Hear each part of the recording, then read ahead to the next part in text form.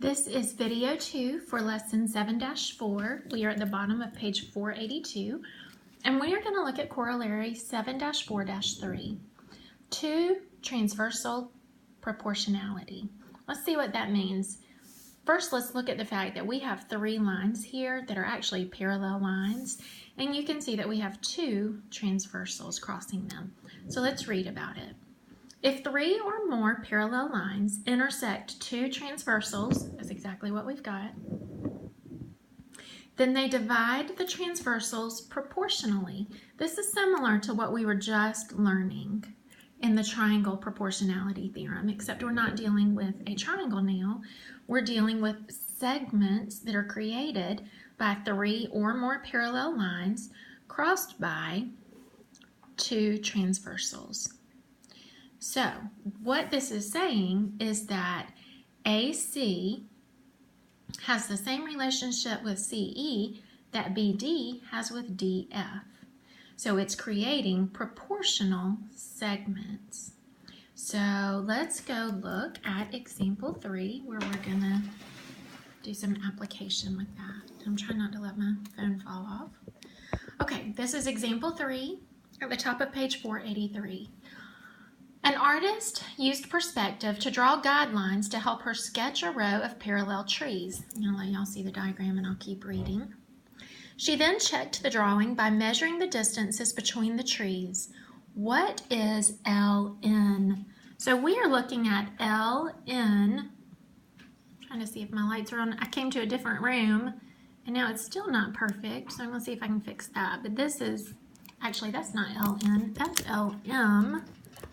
So let me label LN or mark LN. What we are looking for ultimately is LN. Now, believe it or not, I'm going to get up and turn the light on in here a little brighter. Okay, maybe that will help a little. All right, so I solved this problem a little bit different than the book did in that I did it in stages. So I started by saying AB is to BC in the same way that KL is to LM. So you'll see that that's what I've done right here. I said 2.4 is to 1.4 in the same way that 2.6 is to LM. And then I cross-multiplied, solved for LM, and it's 1.52. Well, that gives me LM, but not LN. So now I'm going to do the same thing and solve for MN, and then I can add the 2 segments together and have my final answer. So now that I know LM, I'm going to say, or I could say, BC is to CD as LM is to MN. I could also say BC is to LM as CD as to MN. We have lots of options, but I started with BC, so I have 1.4, and I compared it to CD. So 1.4 is to 2.2, as 1.5 of LM that we just solved for is to MN. Now we've got to cross multiply again, solve for MN, and that is 3.9. So now all we have to do is add these 2 numbers, and that gives us LN. And I'm looking to see if I wrote that final answer down anywhere. It is 3.9 centimeters. All right, let's look at the next theorem. Sorry, I was reading through the check it out really quickly to see if I wanted to run through that with you. The next theorem is theorem 7-4-4, and it's the triangle angle bisector theorem. So we're moving in a different direction a little bit now, but still using our ratios to make proportions to solve. So let's read about this theorem. An angle bisector of a triangle divides the opposite side into 2 segments whose lengths are proportional to the lengths of the 2 other sides. That's a lot in one sentence, so now let's try to break it up a little bit and let it make sense.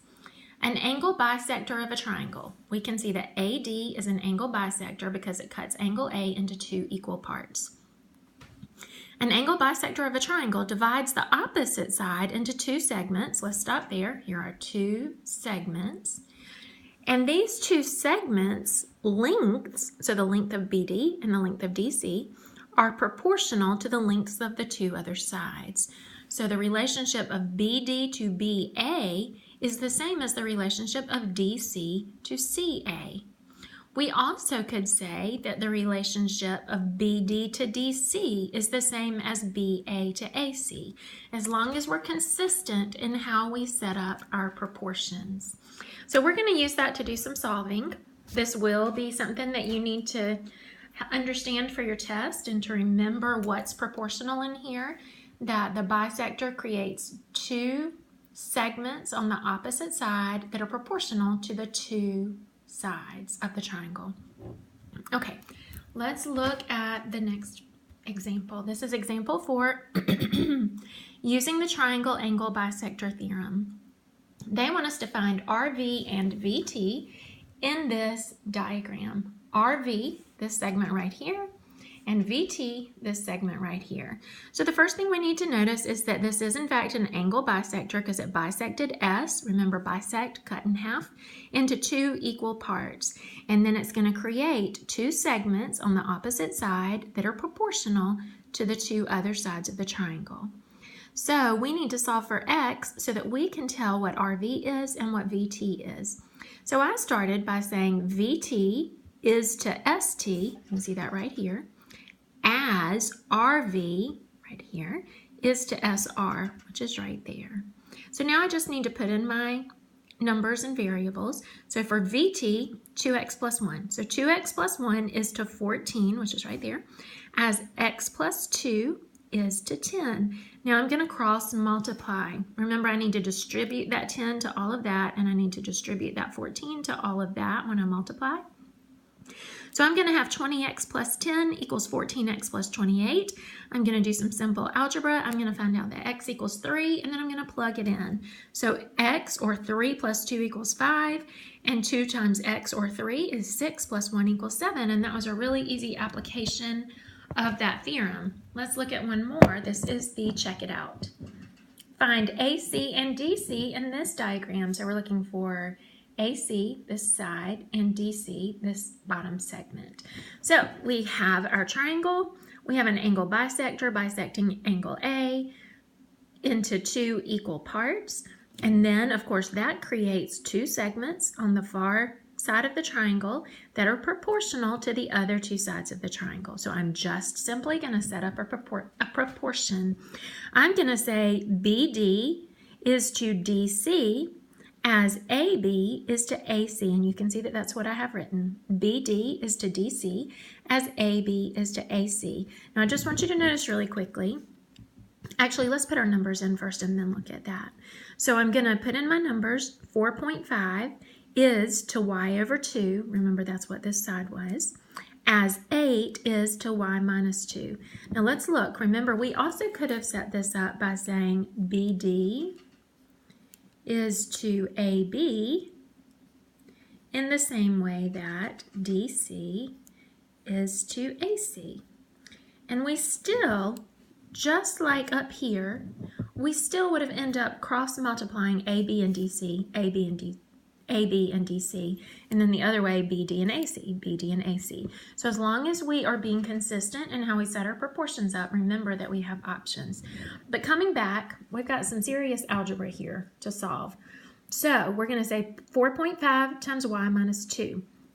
That means we've got to distribute the 4.5 to both of these, so it's 4.5y minus 9 equals, and then we've got to say 8 times y over 2. Let's look at that really. Sorry, my phone turned when I let go of it. Okay, hopefully you can still see this. 8 times y over 2. We're simply going to multiply. This 8 is like an 8 over 1, so this is going to be 8y over 2, which you can see. Let me turn my phone back around. Hopefully that'll help.